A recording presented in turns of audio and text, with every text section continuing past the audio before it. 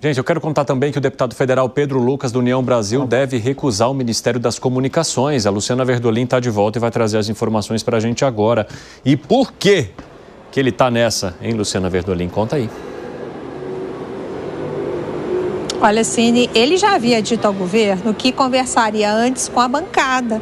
Tinha algumas coisas para resolver antes de oficializar a transferência dele do Congresso Nacional para o Ministério das Comunicações, mas o governo estava achando que estava certo, que já estava sacramentada a indicação.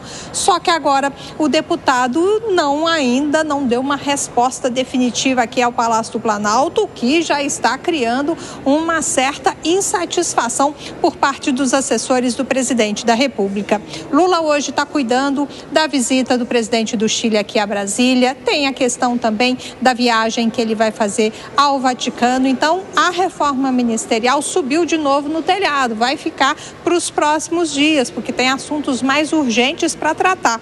Mas essa indefinição do União Brasil está, sim, causando desgaste aqui dentro do Palácio do Planalto. Teve uma reunião hoje da bancada do União Brasil. A avaliação que se faz é de que o partido tem governo e oposição e não consegue se entender.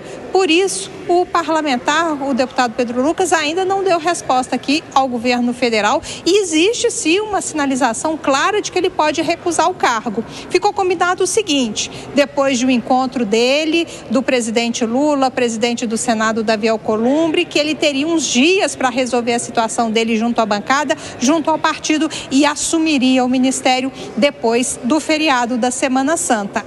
Um dia depois dessa afirmação ter sido feita lá no Palácio da Alvorada, o deputado divulgou uma nota em que o tom foi bastante diferente, que já começou desagradando também o entorno aqui do presidente Lula, dizendo que precisava consultar os pares, precisava consultar os parlamentares, a bancada, antes de dizer sim ou não a convite feito pelo presidente da República. Vale lembrar que o convite foi feito à União Brasil, que indicou um nome aqui ao governo federal. Por isso, a expectativa, inclusive, de que se o deputado realmente recusar o cargo, a União Brasil pode ficar até sem o Ministério das Comunicações. Os caciques, o presidente do Senado, Davi Alcolumbre, está colocando panos quentes, tentando ainda ter uma saída aí, conversar com o presidente Lula, o que, pelo menos hoje, não aconteceu. Então, tá aí uma indefinição danada. A expectativa é de que a resposta seja dada ainda hoje, mas durante a reunião da bancada, pelo menos oficialmente, o assunto não teria sido discutido.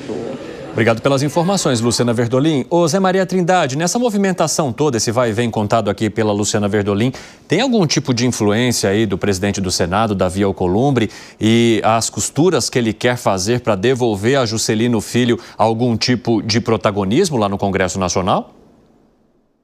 Tem, ele está operando e o União Brasil, ele continua ali, sabe aquela história de dois rios que se encontram e um não se mistura com o outro e as águas, apesar de fungível, a água é fungível, se une e eles continuam ali correndo no rio, mas separados. É o que está acontecendo no União Brasil.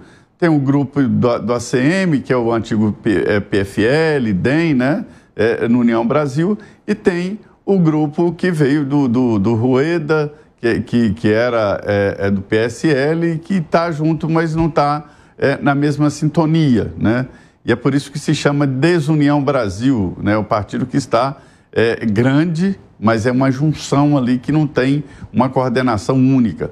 E essa dificuldade, isso deu uma confusão nos bastidores, o presidente Lula ficou com raiva, irritado, sabe? Falou que é amadorismo, que isso não deveria acontecer, que o partido não deveria se reunir para discutir sobre a entrada do Juscelino no governo. Enfim, deu uma confusão danada.